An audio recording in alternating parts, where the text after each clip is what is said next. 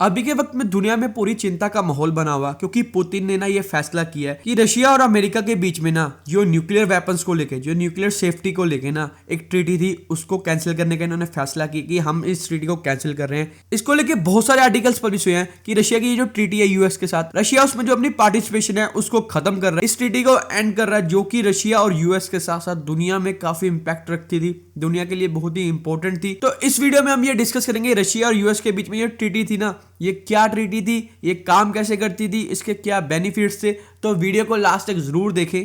तो रशिया ने यहाँ पे जिस ट्रीटी को खत्म करने का फैसला किया उसका नाम है न्यू स्टार्ट, जो कि रशिया और यूएस के बीच में साइन हुई थी 1991 में, जब यूएसएसआर थी। उस वक्त ये यूएस और यूएसएसआर के बीच में साइन हुई थी और ये जाके फोर्स हुई थी 1994 में। इस ट्रीटी का पहले नाम था स्टार्ट, अभी इसका नाम है न्यू स्टार्ट, पहले इसका नाम था स्टार्ट। स्टार्ट का मतलब है स्ट्रेटेजिक आर्म्स रिडक्शन ट्रीटी, जो कि पहले स्टार्ट 1 से जानी जाती थी नाम के, जिसके अंदर दोनों कंट्रीज ने एक दूसरे पे ये कैप लगा रखी थी कि दोनों कंट्रीज में जो न्यूक्लियर वॉर हेड्स हैं उसकी जो क्वांटिटी होगी ना, मतलब दोनों कंट्रीज ज्यादा से ज्यादा 6000 तक न्यूक्लियर वॉर हेड्स को बना सकेंगी। और जो इंटरकॉन्टिनेंटल बैलिस्टिक मिसाइल्स है ना, मतलब आईसीबीएमएस, वो 1600 तक बना सकेंगी दोनों कंट्रीज। ये इन्होंने यहाँ पे कैप लगा रखी थी, मतलब दोनों कंट्रीज में कोई भी इससे ज्यादा नहीं बनाएगा, ये इसकी रेगुलर चेकिंग होती थी। और ये जो ट्रीटी थी ना, ये जाके खत्म हुई थी 2009 में। उसके बाद एक नई ट्रीटी बनी थी जिसका नाम था स्ट्रेटेजिक ऑफेंसिव रिडक्शन ट्रीटी, जो कि शॉर्ट थी और जो आगे चल के न्यू स्टार्ट ट्रीटी बनी, जो कि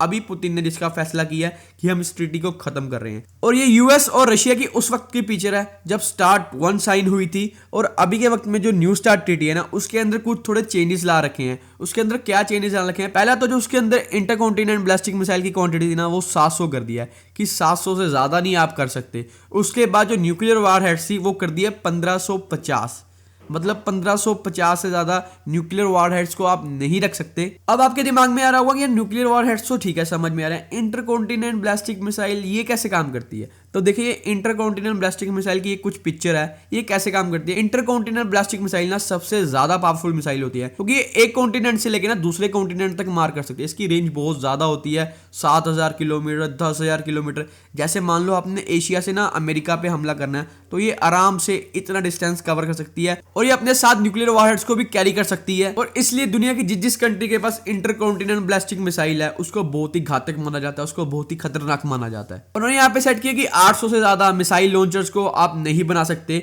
और ये ट्रीटी ना 2026 तक चलनी थी। वैसे तो 2021 तक की ट्रीटी थी, फिर ये 5 साल के लिए एक्सटेंड हो गई थी। जो इसकी डेट थी ना वो अभी तक वो 2026 तक थी, मतलब 2026 तक यूएस और रशिया फेडरेशन के बीच में ये ट्रीटी साइन हो रखी थी। अब आपके यहाँ पे एक क्वेश्चन होगा, ठीक है, दोनों कंट्रीज ने एक दूसरे पे एक कंडीशन लगा रखी थी, लेकिन अगर दूसरी कंट्रीज छुपके से ऐसे काम कर रही है, वो छुपके से इसकी प्रोडक्शन कर रही है, छुपके से अपनी जो क्वांटिटी है उसको ज्यादा कर रही है, तो दूसरी कंट्री को कैसे पता चलेगा? यहाँ पे तो चीटिंग हो सकती है। तो देखिए, ऐसा नहीं था। दोनों कंट्रीज के बीच में ना यहाँ पे इंस्पेक्शन हुआ करती थी, जैसे साल में ना 18 बार साइड इंस्पेक्शन हुआ करती थी। 18 बार एक कंट्री दूसरी कंट्री में जाके ना चेक कर सकती थी जो न्यूक्लियर साइट्स थी, कि यहाँ पे क्या चल रहा है क्या नहीं चल रहा। जैसे मान लो यूएस ने यहाँ पे रशिया पे जाके चेक करना ना, तो उसकी जितनी भी न्यूक्लियर साइट्स हैं वो वहाँ पे 18 बार जा सकते हैं साल में। लेकिन ये जो 18 बार साइड इंस्पेक्शन है ना, यहाँ पे 2 कैटेगरी में डिवाइड हो रखी थी। पहला तो जो डिप्लॉयड और नॉन डिप्लॉयड स्ट्रेटेजिक सिस्टम है ना, वहाँ पे सिर्फ 10 बार विजिट हो सकती है, वहाँ पे सिर्फ 10 बार जो साइड इंस्पेक्शन थी ना वो हो सकती है।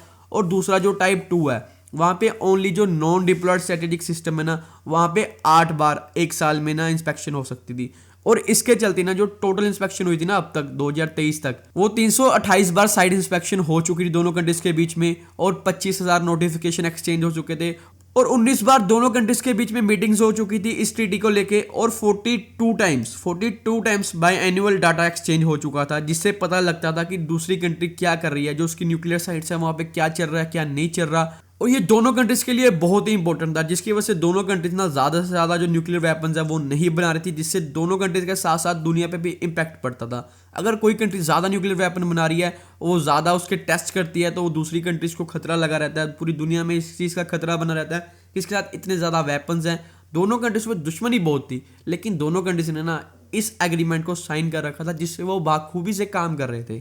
लेकिन लगभग 3 साल से ना, जैसे कोरोना आया पहले, फिर यूक्रेन रशिया वार स्टार्ट होगी, तो दोनों कंट्रीज के बीच में ना तालमेल सही नहीं था। मतलब जैसे यूएस बोल रहा था कि लास्ट ईयर से ना हम रशिया में जाने की कोशिश कर रहे हैं, लेकिन रशिया यहाँ पे हमको परमिशन नहीं दे रहा। यूक्रेन रशिया वार के चलते वो हम पे इल्ज़ाम लगा रहा है कि आपका यहाँ पे मकसद कुछ और होगा, आप यहाँ पे कुछ गलत काम आके कर सकते हैं, तो इसलिए वो हमको इजाज़त नहीं दे रहा था। और इसी के चलते ना रशिया ने यहाँ पे इस ट्रीटी को ख़त्म कर दिया। रशिया कह रहा है कि हम इस ट्रीटी में ना बिल्कुल भी पार्टिसिपेट नहीं करेंगे, हम इस ट्रीटी को ख़त्म करते हैं। अब इस ट्रीटी के ख़त्म होने के बाद ना रशिया पे कोई भी रोक टोक नहीं है। वो जितने मर्जी चाहे न्यूक्लियर वॉर हेड्स बनाए, जितनी मर्जी इंटरकॉन्टिनेंटल ब्लास्टिक मिसाइल बनाए, जो मर्जी बनाए, उस पर कोई रोक टोक नहीं है। आपको यहाँ पे ये मैं ऐड कर दूं कि ऐसी ही ट्रीटी ना इंडिया और पाकिस्तान के बीच में भी साइन हो रखी है, जिसमें दोनों कंट्रीज ना एक दूसरे के न्यूक्लियर वेपन्स हैं उन पे इंस्पेक्शन करते हैं। ठीक है, अगर टेस्ट भी होना तो दूसरी कंट्रीज बताती है, वो निगरानी रखते हैं दूसरे के न्यूक्लियर वेपन्स पे। ये एक तरह की बहुत ही अच्छी ट्रीटी है, क्योंकि न्यूक्लियर वेपन बनाने के बाद ना आपकी रिस्पॉन्सिबिलिटीज़ हैं वो बहुत ज़्यादा बढ़ जाती हैं।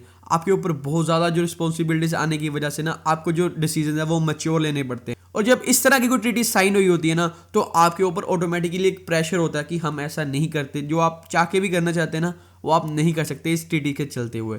लेकिन यहाँ पे रशिया ने इस ट्रीटी को तोड़ दिया है, और अब देखना होगा इसका इम्पैक्ट रशिया और यूएस के साथ दुनिया पे कैसे बढ़ता है, दुनिया पे इसका क्या इम्पैक्ट आता है। क्या दुनिया रशिया पे और ज़्यादा सैंक्शंस को इम्प्लीमेंट करेगी, या फिर रशिया की यहाँ पे कोई और ज्यादा बड़ी प्लानिंग है। रशिया ने इस ट्रीटी को तोड़ा है। क्या रशिया यूक्रेन पे तो ना न्यूक्लियर वेपन से हमला करने की सोच रहा? तो इसका जवाब तो टाइम ही देगा। और मैं ये आपसे भी जानना चाहता हूँ कि आपके हिसाब से रशिया ने जो इस ट्रीटी को तोड़ा है, ठीक है, क्या रशिया ने सही स्टेप लिया है, या उसका जो स्टेप है वो बहुत ही गलत है, आप उसको कंडेम करते हैं? तो इसका आंसर कमेंट में जरूर बताएं। तो फ्रेंड, ये थी आज की वीडियो। आई होप आपको ये वीडियो अच्छी एंड इन्फॉर्मेटिव लगी होगी। अगर आपको ये वीडियो अच्छी लगी, हमारे चैनल को सब्सक्राइब करें, वीडियो को लाइक एंड शेयर करें, एंड थैंक्स फॉर वॉचिंग।